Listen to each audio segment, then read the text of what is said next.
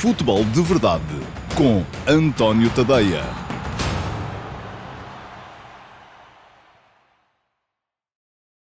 Ora, então, olá a todos, muito bom dia. Sejam muito bem-vindos à edição número 42 do Futebol de Verdade para a temporada de 2023-2024. Hoje é terça-feira, é dia 3 de outubro de 2023 e regressa hoje a Liga dos Campeões.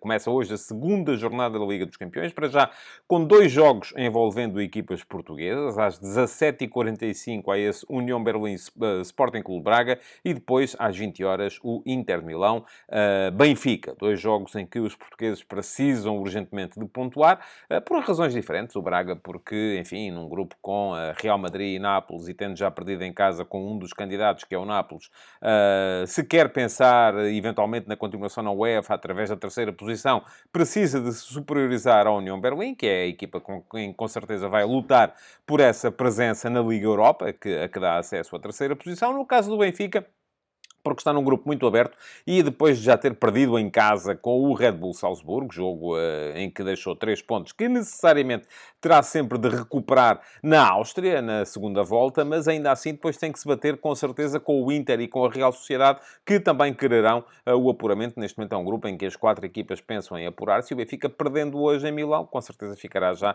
em posição muito complicada, mesmo que ganhe os 4 jogos que depois lhe restam, e isso implicaria sempre ganhar os 2 jogos à Real Sociedade, o que não será nada fácil. Bom, vamos ter hoje, ao final do dia, 2 edições do Futebol de Verdade Flash. Uma para cada jogo.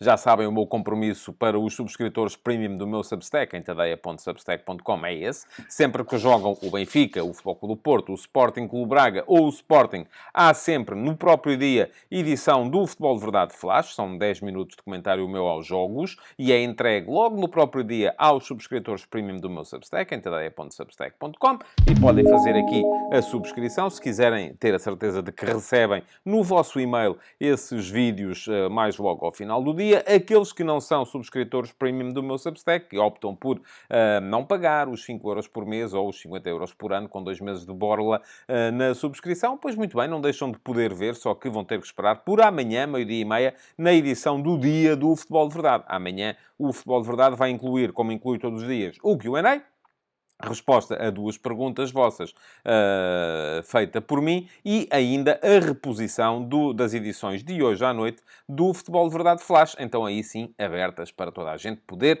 ver. Bom, deixem-me dar-vos mais 2 notícias antes de arrancar com a resposta às perguntas de hoje no Q&A, porque hoje o Futebol de Verdade, aqui ao 12h30, vai ser apenas Q&A. A primeira notícia é que não vai haver hoje Futebol de Verdade Report. O Futebol de Verdade Report é o meu programa de análise tática, que é semanal. Sai geralmente às terças-feiras por volta das 18h30 e é entregue exclusivamente a subscritores premium do meu Substack, mas hoje não há. Porquê? Porque hoje o futebol começa mais cedo, havendo futebol com o Sporting Clube Braga a jogar às 17h45. Achei que não faria muito sentido e assim vamos ter o Futebol de Verdade Report amanhã. Vai passar um dia para a frente. Amanhã sim, 18h30, Futebol de Verdade Report entregue aos subscritores premium do meu Substack, para não terem que estar a ver ao mesmo tempo o jogo do Braga e a edição desta semana do Futebol de Verdade Report. A segunda notícia, não é uma notícia, é um recap. É para vos lembrar que temos aqui no Futebol de Verdade uma Fantasy League da Champions. Se já tiverem a equipa feita na Fantasy League oficial da UEFA, mas não se tiverem ainda juntado à nossa Fantasy League do Futebol de Verdade, o código para poderem inscrever-se já está aí a aparecer. É o 30G7AN8X08. Vou repetir.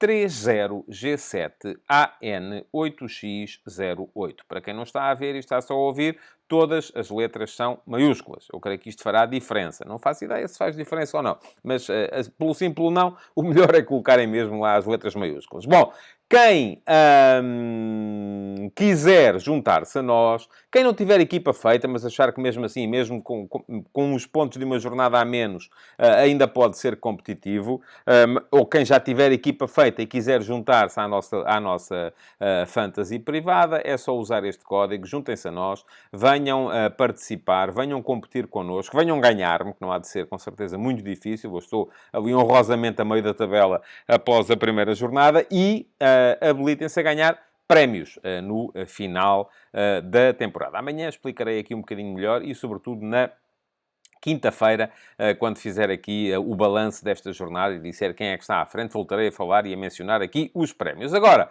vamos seguir em frente e vamos seguir para o Q&A de hoje, porque há 2 perguntas vossas para responder. Vamos a isso, então. Futebol de Verdade com António Tadeia.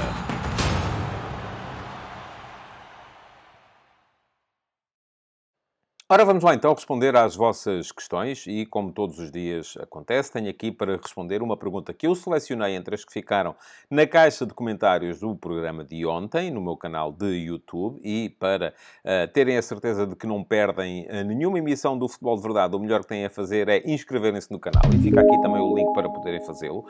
Se o fizerem, façam também o favor, a mim e a vocês próprios, de ativarem as notificações. Basta clicar em cima do sino para serem avisados sempre que houver conteúdos novos no meu canal de YouTube e depois, a cada emissão, deem um saltinho à caixa de comentários e deixem perguntas por lá. Porquê? Porque isso me ajuda no algoritmo, faz com que o programa seja mostrado a mais gente e, por outro lado, também vos habilita a vocês a terem a vossa pergunta selecionada como pergunta do dia e, por isso mesmo, a ser respondida aqui no dia seguinte do Futebol de Verdade. A pergunta que eu selecionei entre as que ficaram colocadas no programa de ontem, já está aí à vossa frente, é uma pergunta que veio do Bernardo Temudo. Obrigado, Bernardo, pela sua questão. E tem a ver com o jogo de hoje da Liga dos Campeões entre o Inter e o Benfica. Pergunta o Bernardo o seguinte: acha que para o jogo com o Inter faz sentido usar o mesmo 11, exceto António Silva, do Clássico, ou entrar em João Mário e Florentino na equipa?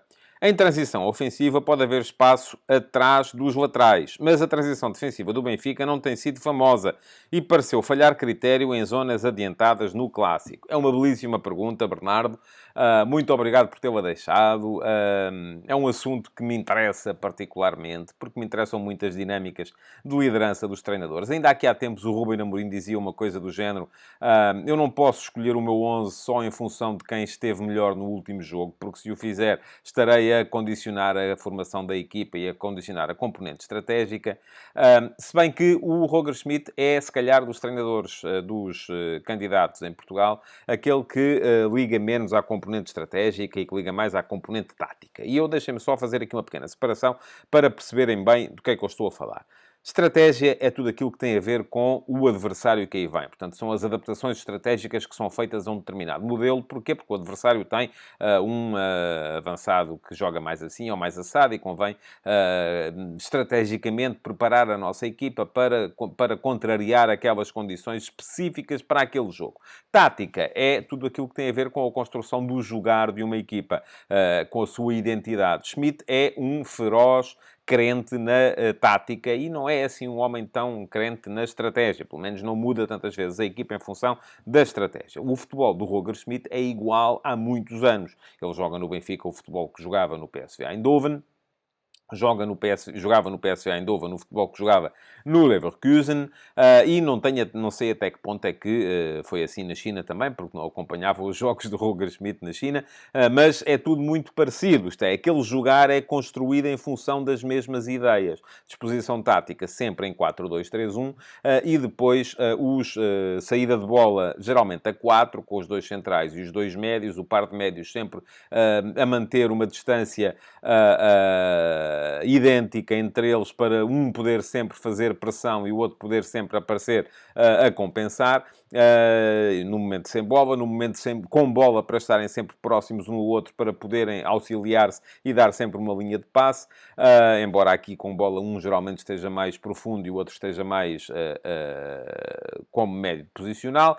Às vezes este 2+2 na saída transforma-se em 3+1 e aqui já há alguma componente estratégica que ele adotou em Portugal e que não fazia na Holanda, que é precisamente para poder contrariar aquelas primeiras zonas de pressão que muitas vezes os adversários faziam com 3 homens e jogando com 3 atrás consegue fazer isso melhor. E depois Laterais sempre projetados, às vezes em alguns jogos eles já vão ficando, lá está, um bocadinho de componente estratégico, um bocadinho mais baixos, para poderem dar via de saída por fora no início da organização ofensiva, e depois também na frente, os três apoiantes do ponta de lança a jogarem sempre muito por dentro. Depois há uma outra questão no jogar do Roger Schmidt, que é muita gente na zona da bola.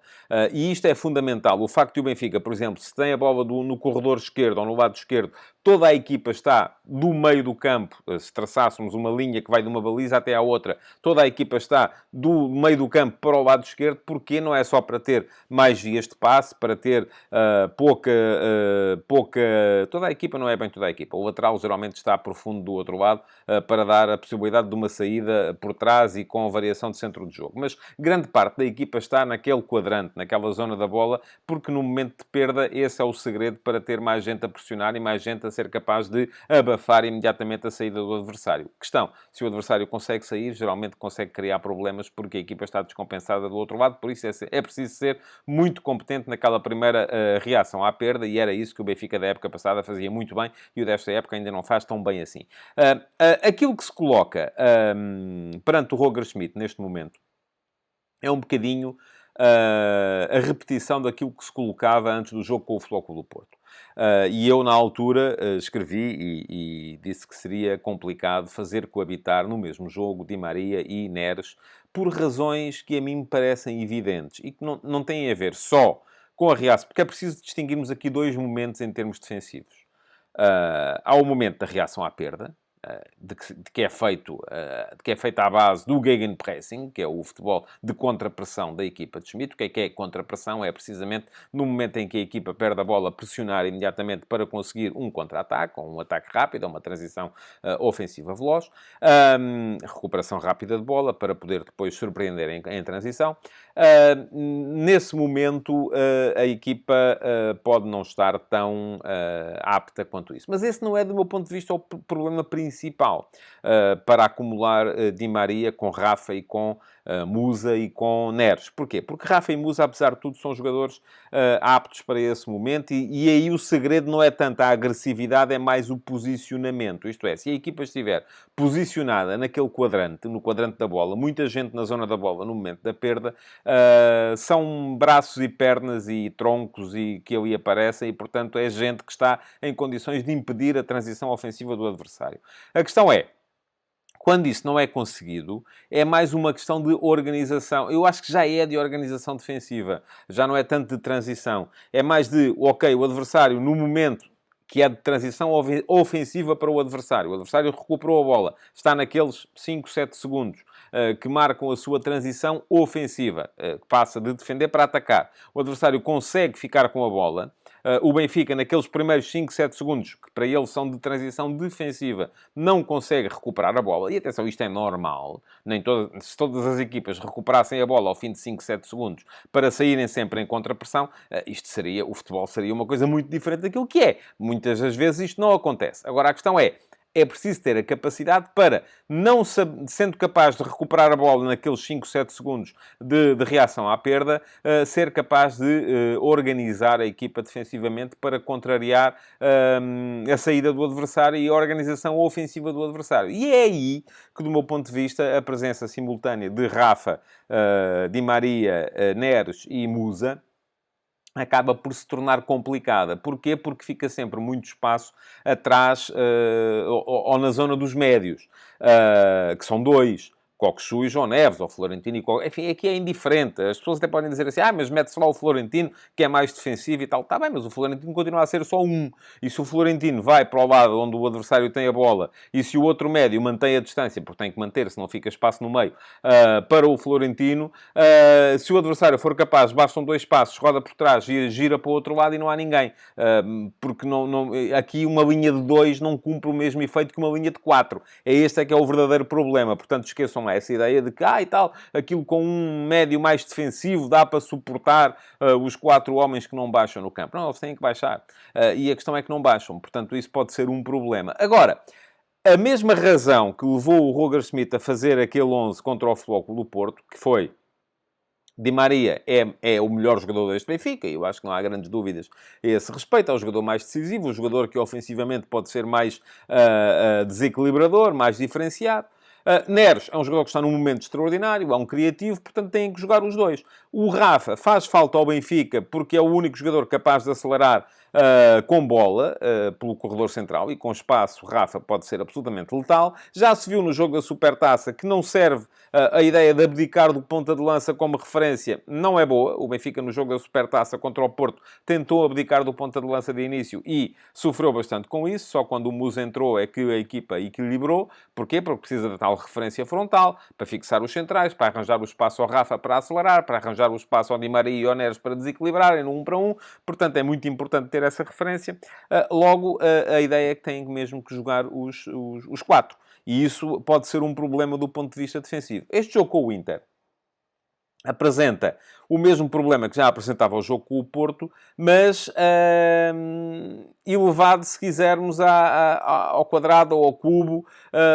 Porquê? Porque este Inter é melhor do que o Futebol Clube do Porto. Tem mais argumentos para desequilibrar. A começar logo pelo próprio sistema, não é? O Inter joga num 3-5-2 que projeta bastante o Di Marco e o Dumfries nas alas.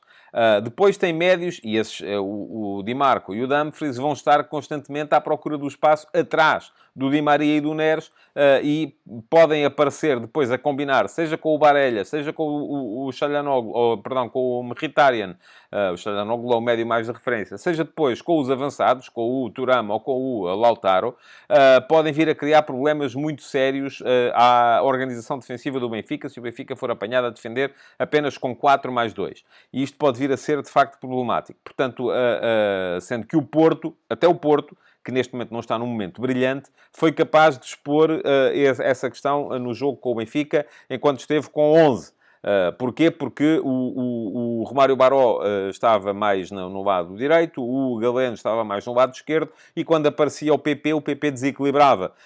Portanto, o Inter, que está num momento melhor do que o Porto, que tem, vamos dizê-lo, melhores jogadores do que o Porto, pode expor isso ainda mais. Mas, por outro lado, também se pode ver o jogo de outra forma. É nisto que o futebol é tão apaixonante e tão interessante. Eu acho imensa piada às pessoas que, depois de eu escrevi antes do jogo com o Porto, que achava um risco excessivo o Benfica jogar com Di Maria e Neres ao mesmo tempo.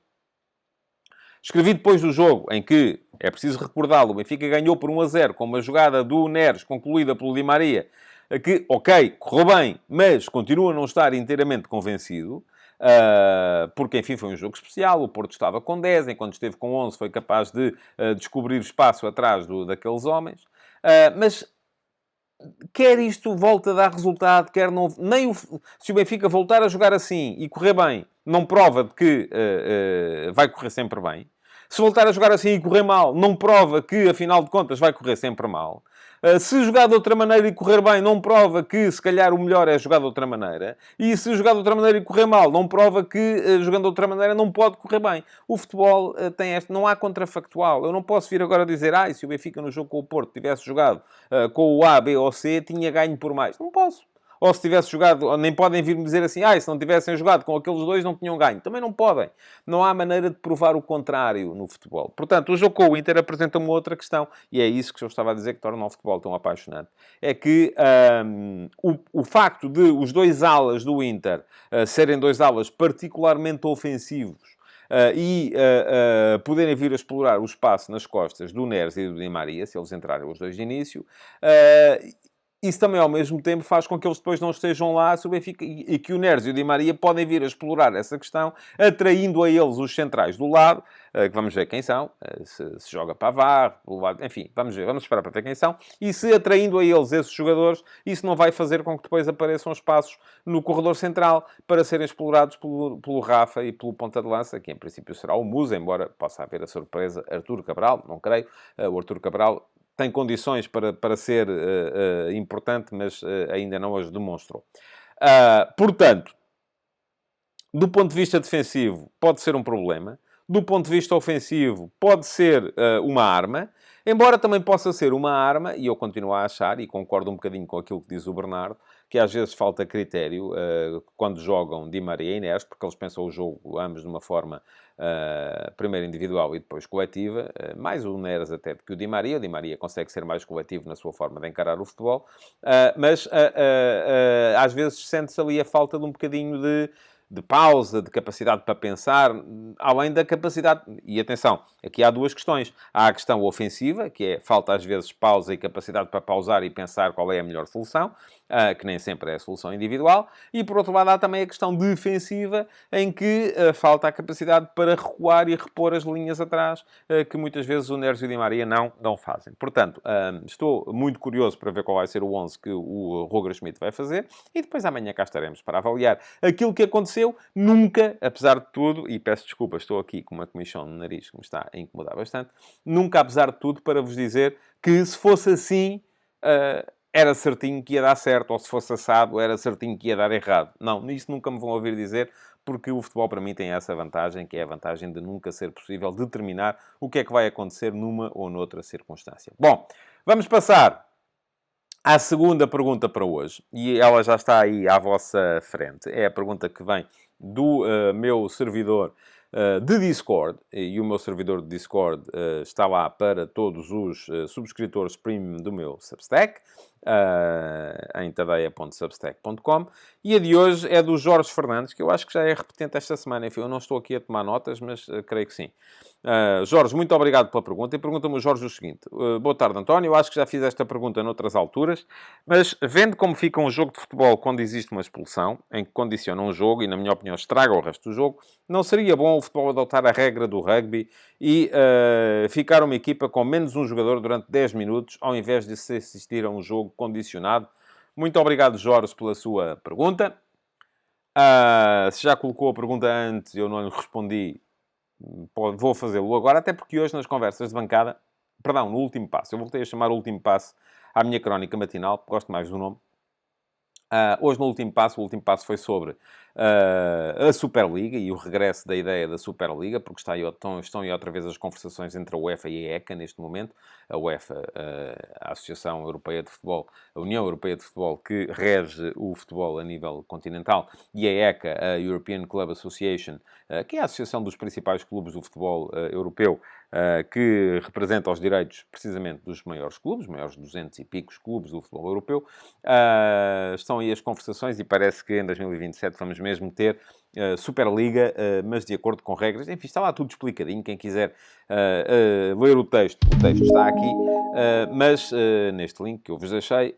Mas, além disso, também escrevi depois no final sobre esta enxurrada de cartões vermelhos a que assistimos na 7ª jornada da Liga Portuguesa. Foram 9. Portanto, uma média de um cartão por jogo. Mesmo assim, a maior parte dos especialistas de arbitragem ainda queriam mais, porque ainda ficaram mais cartões por mostrar. Isto, do meu ponto de vista, tem a ver com um aspecto que é muito simples, que é o excesso de escrutínio das arbitragens nos espaços de comentário nas televisões, de futebol, dos jornais, enfim, tudo e mais alguma coisa que há em Portugal. Porquê? Porque se nós seguirmos a letra da lei, eu vou dizer-vos uma coisa. Todos os jogos têm 12, 15 cartões amarelos e todos os jogos têm 2, 3, 4 cartões vermelhos, quanto mais não seja por acumulação. Porque aquilo que se diz nas leis, as leis são demasiado autoritárias nesse aspecto. Um árbitro que siga a letra da lei vai mostrar cartões amarelos por duas, conforme eu escrevia hoje, por duas razões, que é por tudo e por nada. E mostrando tantos cartões amarelos, inevitavelmente vai expulsar jogadores. E expulsando jogadores, inevitavelmente vai estragar jogos. E por isso mesmo existe a tal 18ª lei do futebol, que infelizmente é a única que não está escrita, que é a lei do bom senso. E eu acho que a maior parte dos árbitros não gosta de expulsar os jogadores, não tem nenhum prazer especial nisso. E também vos digo que se tem algum prazer especial nisso, tem um problema. E devem fazer terapia, porque não há... alguns que têm, se calhar. Lembro-me de alguns do passado que tinham. Mas isso não é bom. Porquê? Porque os jogos ficam automaticamente piores. A lei a tal 18ª lei, que é a lei do bom senso, infelizmente é a única que não está escrita. Mas que leva a que muitas vezes se relativize. E porquê é que os árbitros não relativizam? Porque depois vão ser sujeitos ao tal escrutínio, vão passar a semana toda a serem objeto de análise nos programas e depois aparece, e aqui, estamos aqui a ver este frame, está aqui, foi com o Python, aqui foi enfim, pronto. E passamos a semana nisto, e então o que é que eles fazem para se protegerem? Cartãozinho. E depois cartãozinho para aqui, cartãozinho para ali, cartãozinho para lá. Quando o mesmo jogador, depois, enfim, quando vê o segundo cartão, o árbitro às vezes já, pá, é o segundo, se calhar não mostra. Depois vão dizer, pois, mas de acordo com o critério tinha que ter mostrado. Portanto, mais um para expulsar. E chegamos à conclusão que, afinal de contas, foram 9 cartões vermelhos, mas deviam ter sido muitos mais. Se calhar não havia jogos que não acabavam. E isto leva-nos aqui a concluir duas coisas. A primeira, já vos disse, que tem a ver com o tal excesso de escrutínio, no meu ponto de vista, claro. E ainda hoje achei piada a um comentário creio que foi do João Spino, a dizer, você está sempre a dizer que os árbitros ou os clubes pressionam demasiado os árbitros, mas quando é o seu clube, o clube dos jornalistas, já não é capaz de dizer que... e está sempre a dizer que, bom, é isso que vende e, portanto, eu nunca... E, portanto, os jornalistas acabam por fazer isso porque é isso que vende. Eu nunca desculpei o excesso de escrutínio que há na comunicação social em torno da arbitragem destes assuntos, dizendo que, bom, é isso que vende, portanto, é isso que tem que ser feito. Não, eu tento explicar a realidade. Eu tento explicar. Isso acontece porque é isso que vende. O jornalismo custa dinheiro e como o jornalismo custa dinheiro é preciso fazer receita para o pagar e como é preciso fazer receita para o pagar e as pessoas se sentem pouco predispostas a pagar pelo jornalismo, só para vos dar um exemplo, só 5% dos subscritores do meu Substack é que optaram por fazer a subscrição premium, isto é, pagar os tais 5€ por mês para receber mais conteúdos, enfim, preferem aquela coisa mais, a versão gratuita, e eu acho que isso é perfeitamente legítimo, é assim, não pagam, também não recebem tudo, não têm acesso a tudo, mas a questão aqui nem sequer é essa, a questão é a maior parte das pessoas não quer pagar. E como a maior parte é 95% das pessoas. E como 95% dos consumidores, e estes são números muito em linha com aquilo que é a realidade mundial, não é só aqui os subscritores do António Tadeia no Substack. Não, é em termos mundiais, sempre que há paywalls, geralmente 5% dos subscritores optam por pagar. Isto é um número que é mundial. Portanto, sendo isto verdade, e sendo verdade também que os meios de comunicação continuam a precisar de fazer receita para pagar salários, despesas de reportagem, tudo e mais alguma coisa, o mais normal é acabarem por se virar para aquilo que é viral, para aquilo que tem mais audiência, para poderem fazer receita pela publicidade. Não estou a desculpar, não estou a dizer que esse é o caminho certo. Não é. Para mim é o caminho errado, tanto que não é o caminho que eu estou a fazer. Eu estou a fazer outro caminho. O caminho do utilizador pagador. Portanto, e estou a tentar fazer com que esse outro caminho resulte. Mas percebo perfeitamente, assim, não é percebo as razões. Não estou aqui a dizer que elas são boas, ou não estou aqui a defendê-las. Não as defendo. Da mesma maneira, o facto de haver muitas pessoas que só querem saber de arbitragens, porque acham sempre que o clube delas é roubado e que os outros são sempre beneficiados, sempre. Isto faz com que esses temas tenham mais audiência, e sejam mais vistos, e sejam mais comentados. Todos nós sabemos como é que se navega na maionese para podermos manter-nos ali um bocadinho na crista da onda a falar de coisa, quando não se percebe patavina daquilo que se está a falar, que é futebol, mas consegue-se gerir e ser capaz de navegar ali no meio das emoções para gerar comentários e para as coisas viralizarem. Todos nós sabemos como é que isso se faz. Agora, depois há uns que fazem, há outros que não fazem. Eu não estou a desculpar aqueles que fazem. Estou a entender a razão pela qual o fazem. E a verdade é que isto tem um efeito. E o efeito é... Acabam os jogos e não se fala daquilo que eu estive a falar aqui há bocadinho, que são as diferenças entre ter o Neres e o Di Maria, ou ter o Neres e o Orsens, ou ter o Di Maria e o João Mário. Enfim, isto já é um bocadinho mais complicado, puxa um bocadinho pela cabeça. Não é tão primário como o árbitro gamou, pronto. Perdemos, o árbitro gamou. Ganhámos, o árbitro foi ótimo. Pronto, é isto que acontece. E é isto que as pessoas querem ver. E como é isto que as pessoas, enfim, não são todas, mas a maioria das pessoas quer ver. E como a maioria das pessoas quer ver, é isto que as televisões dão. E como é isto que as televisões dão, os árbitros sentem-se excessivamente escrutinados. E como os árbitros se sentem excessivamente escrutinados, têm medo. E como têm medo, agem de acordo com, de maneira a passarem um bocadinho mais pelos intervalos da chuva nesses programas semanais. E, portanto, isto redunda geralmente em arbitragens que usam menos o bom senso, que é a tal 18ª lei, e usam mais as outras 17 e, portanto, com excesso de cartões e de faltas e disto e daquilo e daquilo outro. Agora, para responder à sua pergunta, Jorge, especificamente, sim, gostaria de ver essa experiência. Gostaria de ver essa experiência porque acho que os jogos ficam seriamente prejudicados quando uma equipa fica com um homem a menos. E, portanto, sim, gostaria de ver essa experiência de sempre que um jogador é expulso, a equipa ficaria, vamos imaginar, 10 minutos, 20 minutos com um a menos e ao fim desses 20 minutos esse jogador poderia ser substituído por outro. Porquê? Porque isso permitiria que os jogos continuassem 11 contra 11 e o futebol é melhor 11 contra 11. Esta é a minha ideia. Agora, o que é que isto poderia provocar? Muita coisa. Mais violência? Se calhar. E isso era mau. Portanto, se calhar temos que pensar... Isto só se consegue chegar lá com mais alterações táticas. Por teste e erro.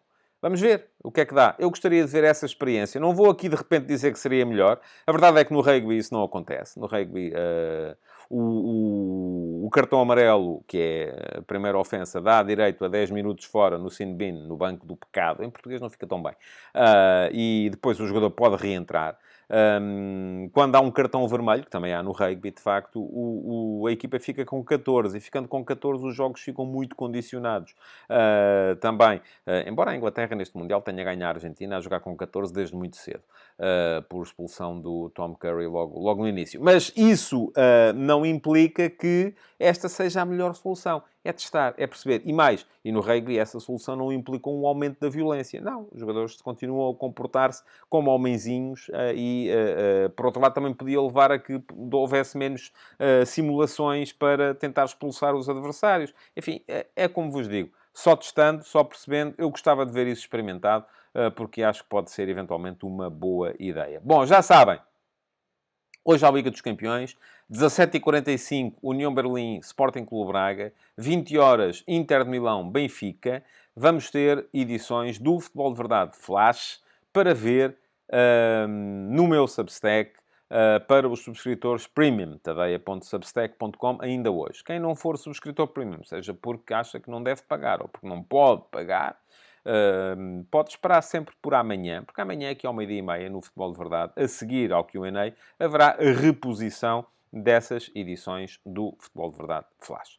Muito obrigado por terem estado aí e, já sabem, vamos continuando em contacto. Futebol de Verdade, de segunda a sexta-feira, às 12h30,